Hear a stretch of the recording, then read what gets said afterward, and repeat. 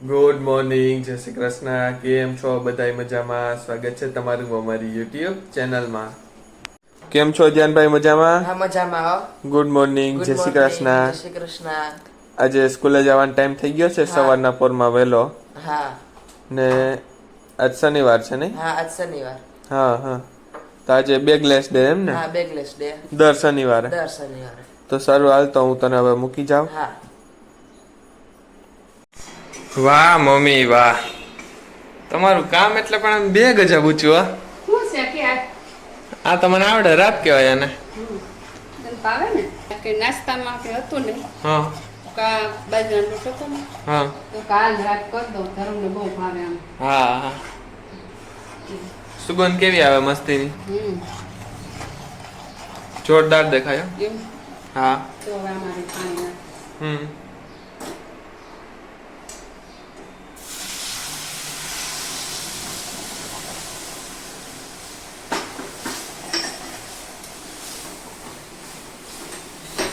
ક્રિયાના તો આજ વહેલું જવાનું હતું એટલે મૂકી આવ્યો એનો. હા શું જોઈએ? બધું હળદર. હળદર નાખવાની રહી ગઈ હતી કા મમ્મી? જલ્દીમાં. નકારે ભરી દે. હા હા. આમ જાડી ખાધી હોય તો બાજુ ન ખાય. કા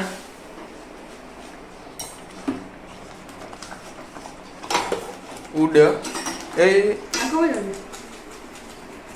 ચાલો બની જાય પછી આપણે નાસ્તો કરી લઈએ. હા તો રેડી છે રાબ નાસ્તામાં.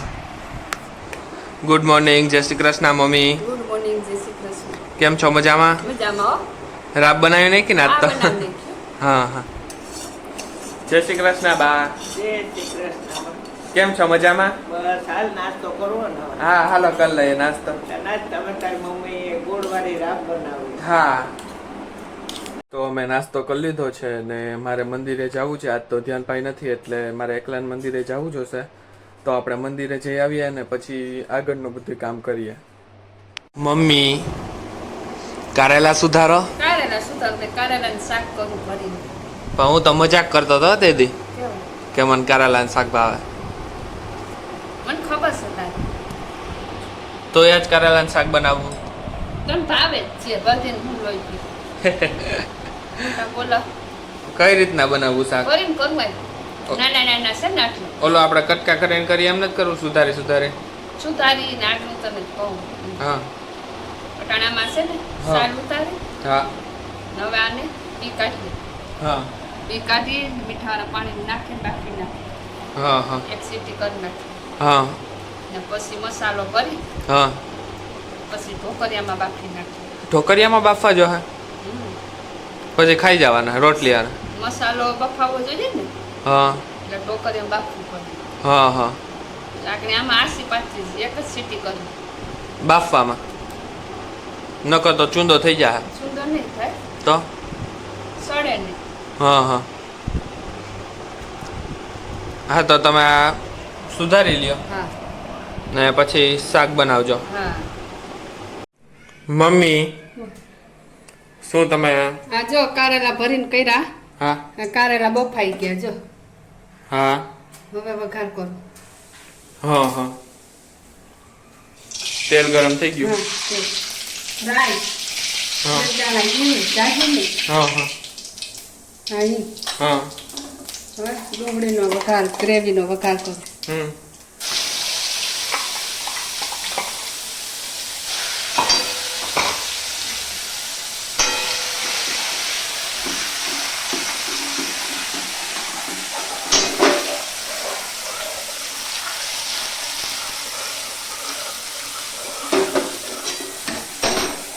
ટમેટા ટમેટાની પેસ્ટ.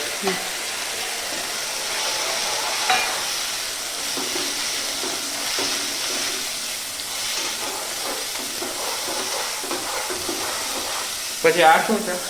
એ તો મસાલો છે, લોટ હા હા. ઉપરથી સાટવાનો. એ કઈ રીતે બનાવ્યો? એમાં ચણાનો લોટ, હા પછી હળદર ને મીઠું, ચટણી, ધાણા જીરું, હા હા આમચૂર પાવડર ને એવું બધું નાખ્યું હા હા ને બનાવ્યું. હા. જોરદાર દેખાયો.